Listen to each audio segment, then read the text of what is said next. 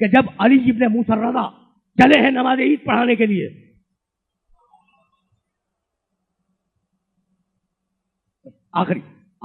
آخری حدود میں داخل ہو گیا، آخری مرحلوں سے قریب ہو گیا، لیکن جملے سنتے جاؤ. جب میرا 8واں امام 2 سال یا 2 سال کا عرصہ آپ نے خراسان میں گزارا ہے، اور اس 2 سال کے عرصے میں 2 مرتبہ عید آئی، عید الفطر، اور دونوں مرتبہ میرا امام نماز کے لیے نکلا، نماز پڑھانے کے لیے نکلا، اور دونوں مرتبہ آدھے راستے سے واپس کروا دیا گیا. کیوں یہ واپس کیوں؟ اس لیے کہ اس شان سے باہر نکلے کہ جس نے دیکھا اس کی زبان پہ یہ جملہ آیا کہ ایسا لگ رہا ہے جیسے رسول جا رہے ہو. یہ ہے سنت محمد، یہ ہے سنت محمد. ایسا لگ رہا ہے جیسے محمد جا رہے ہوں، ایسا محسوس ہو رہا ہے جیسے رسول جا رہے ہوں. تو اب سمجھ میں آیا، پہلے سے 8ویں تک جو ہے وہ محمد ہے، جو ہے وہ رسول ہے. میں توجہ رکھنا، جو ہے وہ علی ہے. اب میں کیسے کہوں؟ علی کا وہ جملہ یاد ہے نا، لو سنیت لی الوسادہ لحکمت اہل التورات بالتورات واہل الزبور بالزبور واہل الانجیل بالانجیل واہل القرآن بالقرآن. اگر میرے لیے مسند بچھا دی جائے، علی کہتے ہیں اگر میرے لیے مسند بچھا دی جائے تو میں اہل تورات کے درمیان توریت سے فیصلہ کروں گا، زبور والوں کے درمیان زبور سے فیصلہ کروں گا، انجیل والوں کے درمیان انجیل سے فیصلہ کروں گا، قرآن والوں کے درمیان قرآن سے فیصلہ کروں گا. علی نے خواہش کا اظہار تو کر دیا، لیکن علی کو موقع نہیں ملا. امام رضا کو موقع ملا، امام رضا کو خراسان میں موقع ملا، اور اہل توریت کے سامنے توریت سے حوالے دیے، اہل انجیل کے سامنے انجیل کے حوالے دیے، اہل زبور کے سامنے زبور کے حوالے دیے. یعنی 18,000 مسائل پوچھے گئے. اس 2.25 سال کے عرصے میں امام رضا سے 18,000 مسائل پوچھے گئے، اور 18,000 مسائل کے جوابات دیے میرے مولا نے. سب محفوظ نہیں ہیں، لیکن بہت سے محفوظ ہیں، بہت سے محفوظ ہیں. بس تقریر میری آخری مرحلوں میں داخل ہو رہی ہے. حبیب خراسانی وہ کہتا ہے کہ ایک دن امام رضا کے عروج سے 2 دن قبل میں سو رہا تھا اپنے گھر میں. معتبر راوی ہے، جملے سنو اور اب مجھے اجازت دے دو. کہتا ہے کہ میں سو رہا تھا اپنے گھر میں، نیند کے عالم میں نے دیکھا کہ میں حج کے لیے گیا ہوں. بڑا عجیب و غریب واقعہ ہے، اور یہ یاد رہے کہ حبیب خراسانی میرے مسلک کا نہیں ہے. یہ بات ذہن میں رہے، حبیب خراسانی کا تعلق میرے مسلک سے نہیں ہے.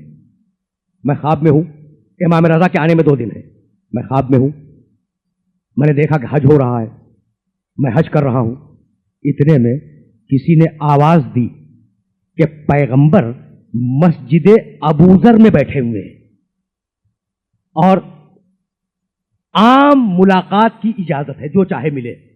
حبیب خراسانی کہتا ہے کہ میں نے طواف جلد از جلد مکمل کیا، اور میں دوڑتا ہوا مسجد ابوذر تک گیا.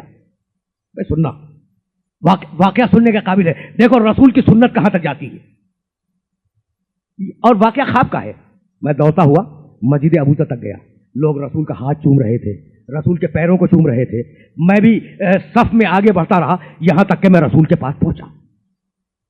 میں نے رسول کے ہاتھوں پہ بوسہ دیا. رسول کے پاس خرمے کا ایک طبق رکھا ہوا تھا. رسول نے ایک مٹھی خرما اٹھایا اور میرے ہاتھ میں دے دیا. میں واپس نکلا، میں نے مٹھی کھولی، خرمے گنے 18 تھے، اور میری آنکھ کھل گئی. واقعہ سن لیا آپ نے؟ واقعہ سن لیا، واقعہ میں کچھ نہیں ہے. خرمے گنے 18 تھے، میری آنکھ کھل گئی. 2 دن کے بعد امام رضا خراسان میں وارد ہوئے، اور اذن عام ہوا کہ جو چاہے ملاقات کے لیے آئے. حبیب خراسانی پہنچا ملاقات کے لیے.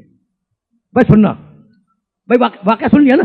2 دن کے بعد حبیب خراسانی امام آئے، حبیب خراسانی ملاقات کے لیے پہنچا. مجمع لگا ہوا تھا، وہ صف بنا کر امام تک پہنچا، امام کے ہاتھ چومے. حبیب خراسانی کہتا ہے کہ خدا کی قسم، بھائی وہ قسم کھا کے کہتا ہے، امام کے داہنے پہلو میں خرمے کا ایک طبق رکھا تھا. امام نے ایک مٹھی طبق خرما اٹھایا اس طبق سے اور میرے ہاتھ میں رکھ دیا. میں نے جب گنے تو وہ 18 تھے. بھائی سننا جملہ تو میں آواز کروں گا. میں نے امام کے سامنے انہیں گنا، وہ 18 تھے. میں نے کہا فرزند رسول کچھ اور دے دیجئے. تو مسکرا کے کہنے لگے اگر میرے نانا نے زیادہ دیے ہوتے تو میں بھی تجھے زیادہ دے دیتا.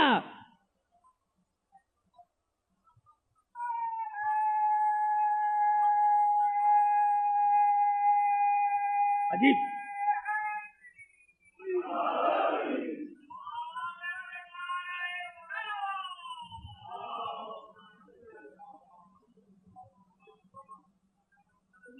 بھائی آپ نے توجہ فرمائی, رسول کی مٹھی سے علی رضا کی مٹھی تک. بھائی آپ نے توجہ کی. بھائی عدد وہاں بدلتا ہے جہاں مٹھی بدل جائے. بس میری تقریر تمام ہو گئی. عدد وہاں بدلے جہاں مٹھی بدل جائے. یمن کا مال غنیمت آیا. بس اب زیادہ زحمت نہیں دوں گا, 60 دقیقوں سے اوپر چلی گئی بات. یمن کا مال غنیمت آیا. اچھا, مال غنیمت کی صورت کیا تھی؟ سونے چاندی کے سکے. سونے چاندی کے سکے مال غنیمت میں آئے. کہا علی تم انہیں تقسیم کر دو. ابن ابی الحدید معتزلی رحمۃ اللہ علیہ نے اپنی شرح نہج البلاغہ میں اس واقعے کو لکھا ہے, اور ابن ابی الحدید کا تعلق میرے مسلک سے نہیں ہے. کہا علی یہ سونے چاندی کے سکے ہیں, انہیں تقسیم کر دو, مال غنیمت کو تقسیم کر دو. علی نے مٹھی بھر بھر کے دینا شروع کر دیا. مٹھی میں اٹھایا, دے دیا, پھر مٹھی بھری, دوسرے کو دے دیا, پھر مٹھی بھری, تیسرے کو دے دیا. لوگ آئے, یا رسول اللہ علی عدل نہیں کر رہے ہیں. کہا کیا مطلب؟ کہا مٹھی سے اٹھا کے دے رہے ہیں, کسی کو کم کسی کو زیادہ. بھائی عجیب بات ہے, جتنا مل گیا ہے اس پہ قناعت کرو. جتنا مل گیا ہے اس پہ قناعت کرو. نہیں یا رسول اللہ علی مال غنیمت کی تقسیم میں عادل نہیں کر رہے ہیں. کہا کیا ہوا؟ کہا مٹھی سے اٹھا کے دے رہے ہیں. کہا اچھا ایسا کرو کہ جنہیں غنیمتیں مل گئی ہیں ان سب کو بلاؤ, واپس بلاؤ. جن کو مل چکی ہے نا ان سب کو بلاؤ, اور میرے سامنے علی کو بھی لاؤ. علی بھی بلائے گئے اور ان لوگوں کو بھی بلایا گیا جن کو علی نے مٹھیوں سے غنیمتیں تقسیم کی تھی. وہ آئے, کہا اپنی اپنی مٹھی الگ الگ رکھ دو. رکھ دی گئی نا. اب ایک شخص کو حکم دیا, ترازو لا. ترازو آیا اور کہا کہ تم اپنے ہاتھ سے ایک پلے میں ایک مٹھی رکھو, دوسرے پلے میں دوسری مٹھی رکھو. اور اس کے بعد اسے تول کے بتلایا, اور کہا کہ اگر جو برابر بھی کمی بیشی ہو جائے تو علی کا ذمہ دار میں ہوں.